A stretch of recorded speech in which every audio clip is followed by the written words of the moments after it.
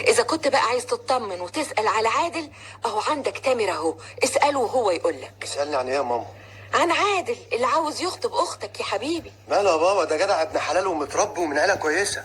هي كانت هتلاقي أحسن منه أبدا. وفوق كده وكده كمان البنت شافته وموافقة عليه يا شوكت. خلاص يا ستي، خلاص خلاص خلاص، ما دام انتوا موافقين عليه يبقى ربنا يتمم بخير. أهو كده، سيبك بقى من القلق اللي أنت فيه ده. مين قالك اني قلقان؟ ده كان مجرد سؤال انا سالته. أيوة قلقان يا شوكت، وباين عليك كمان أهو. استغفر الله العظيم يا ستي، احلف لك بايه اني مش قلقان، وجيت الحقيقه بقى انت اللي قلقانه. لا بقى يا شوكت، أنت طول عمرك كنت قلقان. تسمح لي أتكلم أنا يا بابا؟ اتفضل اتكلم يا سيدي. ها، عاوز تقول ايه انت الاخر؟ حضرتك فعلا يا بابا دايما قلقان، وخصوصا على وفاء. ازاي بقى؟ قول لي. حضرتك كنت الأول قلقان لما ما حدش كان بيتقدم لها، ودلوقتي برضو حضرتك قلقان لما تقدم لها حد. اللي بتقوله ده يا افندي اسمه كلام فارغ. بس أنا شايفة إن هي دي الحقيقة يا شوكت. يا امينه، انا لو كنت قلقان زي ما بتقولوا يمكن عشانها لسه صغيره في السن. صغيرة في السن ازاي يا بابا؟ وفاء أختي عندها 21 سنة. صباح الخير يا ماما. صباح الخير يا بابا. صباح اهلا النور يا شريف. حبيبي. الله، في ايه مالكم؟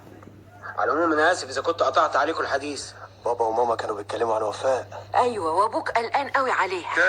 تاني يا ستي، انت عاوزه تقلقيني ليه بس؟ ليه مالها؟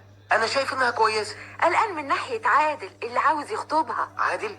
ماله عادل يا بابا؟ انا شايف انه شاب كويس قوي. يا ابني انا لا قلقان ولا حاجه، ده كان مجرد سؤال بسيط بساله لوالدتك، بسالها بقول لها هي فين وفاء. أنا جاية أهو يا بابا.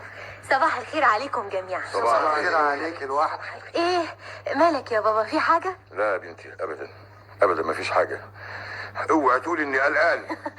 على فكرة يا بابا، نسيت أقول لحضرتك أنا معزومة النهاردة على العشاء. فين يا بنتي؟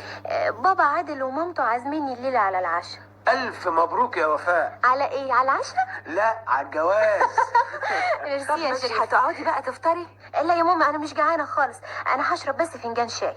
طيب ناولني الفنجان اللي عندك ده يا شريف. اتفضل يا ماما. بعدين يا امينه، في ايه يا شوكت؟ هفضل كده على عمايل امتى؟ من ساعه ما رجعت من السفر ولقيت بنتي مخطوبه ما حدش راضي يفهمني حاجه.